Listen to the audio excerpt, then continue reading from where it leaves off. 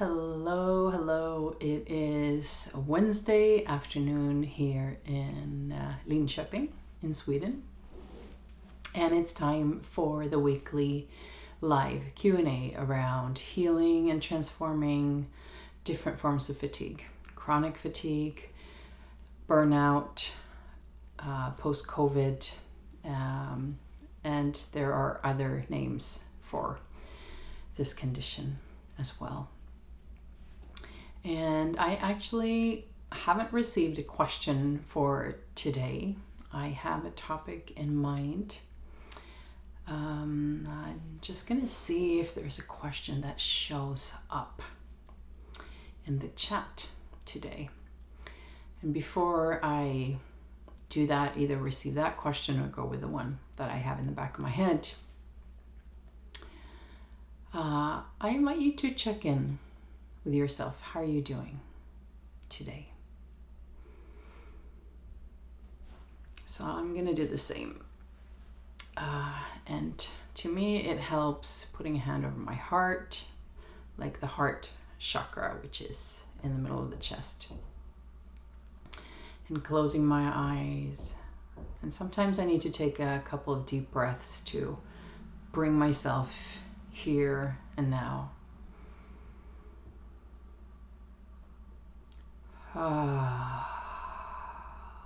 And sounding on the out breath and allowing that to be really long is also helpful. And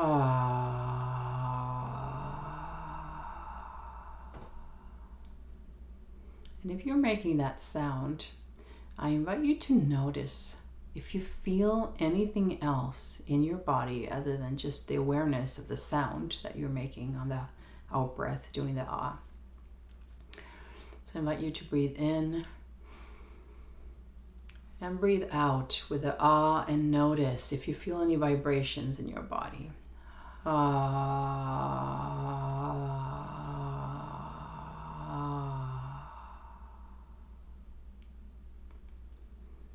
And there's no right or wrong. If you feel something, great. If you don't feel anything, great. So how are you right now? How are you arriving to this conversation?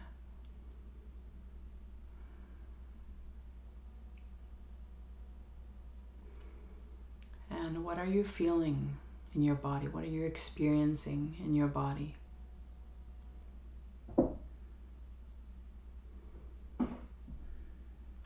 What thoughts are going through your mind?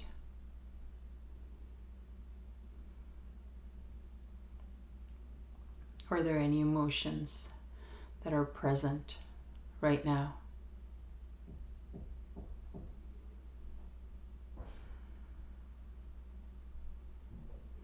And this is a practice of just observing what is without having to change anything. You could call it a mindfulness practice if you want to.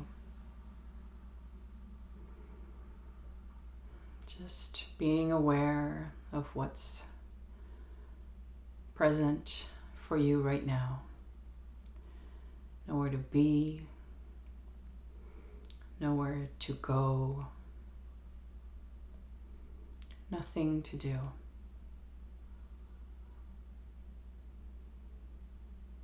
And from this place, coming back to the present moment, the room that you're in, and in your own time, opening your eyes. So I don't have a question in the chat. And the topic I had in mind is a topic that is the way I will talk about it related to women experiencing fatigue.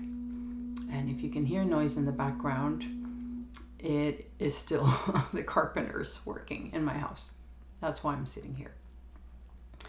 But it is a topic that is universal for anyone in a relationship, and that is, how do I handle the challenges arising in my relationship? And when you're experiencing fatigue, something that is quite common is that the desire for sex is either very, very small or living on a different planet.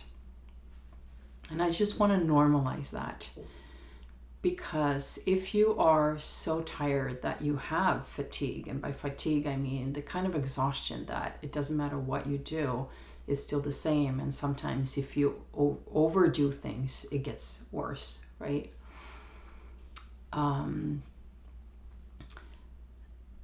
Sexual energy is, you could call it life force as well.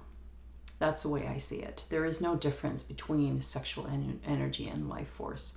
And I often talk about it as life force because of this. Because sex is like so far off the chart when you're experiencing fatigue. And there can be a lot of guilt with this. Guilt around wanting to have that kind of relationship with your partner and not having the energy or the desire for it. And maybe you're in a situation where your partner wants to have sex and you don't. And this is also challenging, especially if you're living with a partner that doesn't understand where you're at, doesn't really understand the fatigue. And there are, of course, so many different kinds of relationships. And they're all individual, because we have two people coming into a relationship that come from different life experiences, creating something together. So here is the invitation to just receive whatever resonates with you and leave the rest. So what do you do when you're in this place of, well, say that you're in this place of sex is off the chart, I don't want to, I don't have the energy for it, I feel really shitty about it, and your partner wants to have sex and maybe doesn't really understand your situation. So there's this, okay, let me just think first what I'm going to share first. The key to any challenge in a relationship is, of course, communicating about it.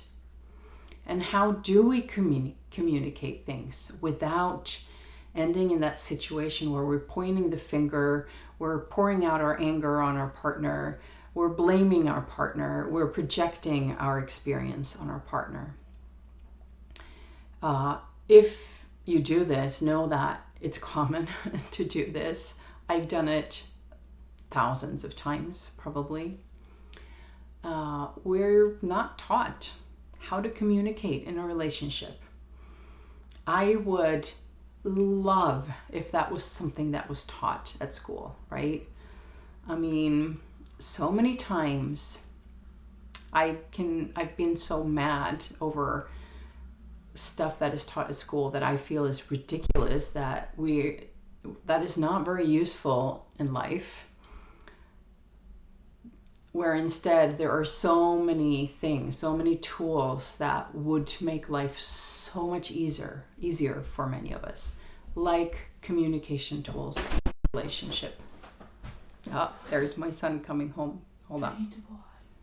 Nej, men ska jag gå nu eller? Ja, okay. Okay, loves, I'm gonna have to finish this here, or maybe I will just move. Kan du hjälpa mig att flytta på grejerna? Ja. This is life for the family. Okay, om du tar kontakten. Hela? Ja, hela den där. Ja, okej. Welcome to family life.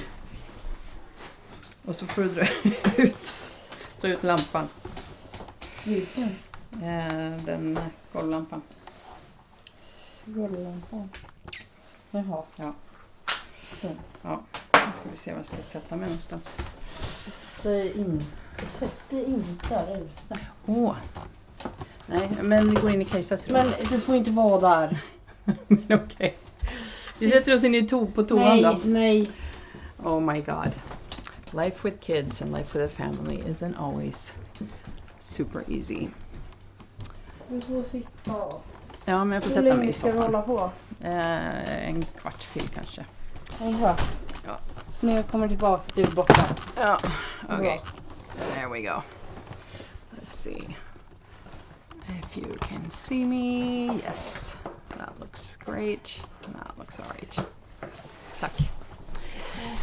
Okie dokie. Back to the topic of... hold on there. Back to the topic of how to communicate when you are experiencing...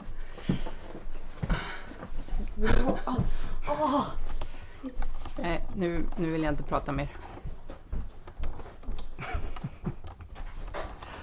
I know this is not particularly professional, but hey, that's what life is like sometimes, right?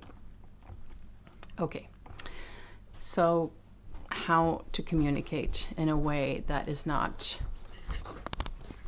challenging or where the other person doesn't feel they're accused of things. I have my son on the other side of the screen doing silly faces. Okay. So there are 3 things that you can do. The first one is say something that is positive about your partner. Like, for instance, I know that it's important for you that we have good communication, that we do our best in our relationship, or something like that. Whatever comes up for you.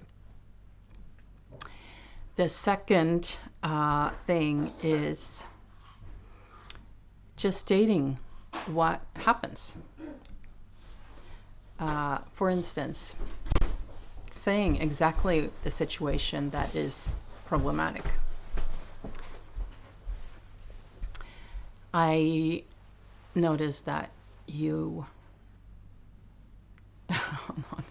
Lyssnar du på mig eller? Va? Nej, det var inget. Okay, sorry about that. I noticed that you are wanting to have sex and I don't.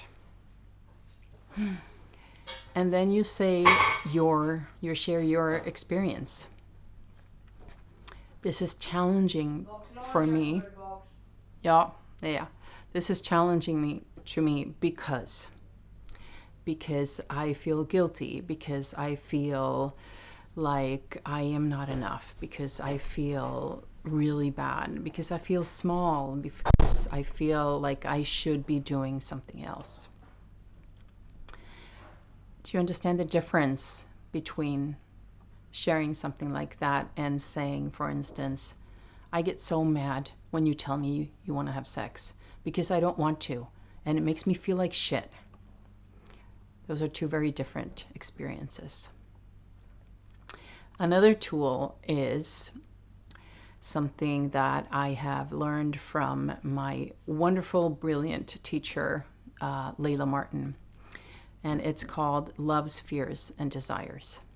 It's super simple, yet incredibly, incredibly powerful. So what you do is you start by sharing, and this is something that you do together, right?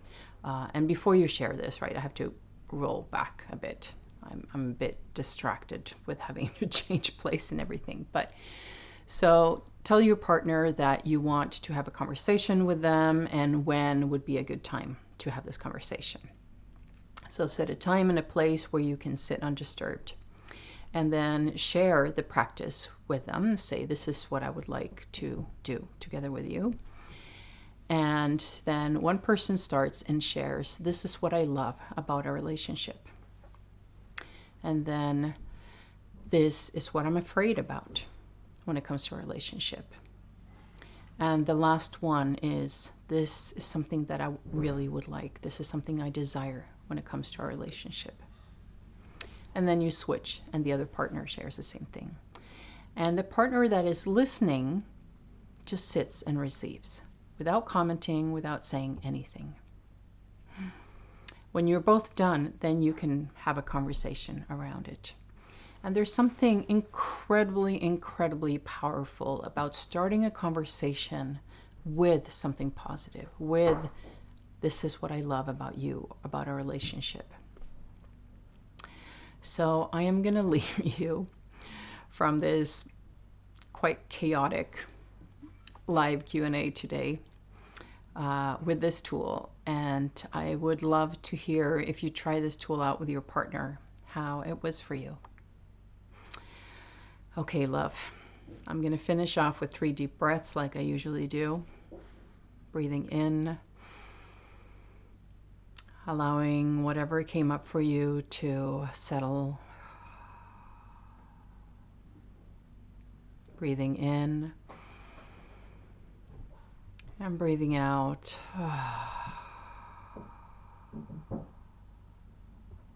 And breathing in again. And breathing out one last time.